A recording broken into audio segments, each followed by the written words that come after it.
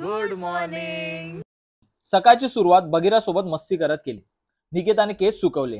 नाश्त्यामध्ये आज चहा चपाती खाल्ली। साहिल कडून बांगडे मासे घेतले। मी हाताबरोबरच मासे साफ करून घेतले।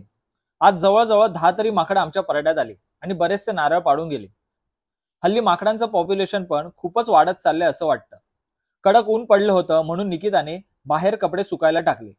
मला एका फॉलोअर फ्रेंडने सजेस्ट केलं होतं की हळदीच्या पानातले मासे फ्राय ट्राय करा। सो आज आम्ही हळदीच्या पानातले मासे फ्राय करणार आहोत।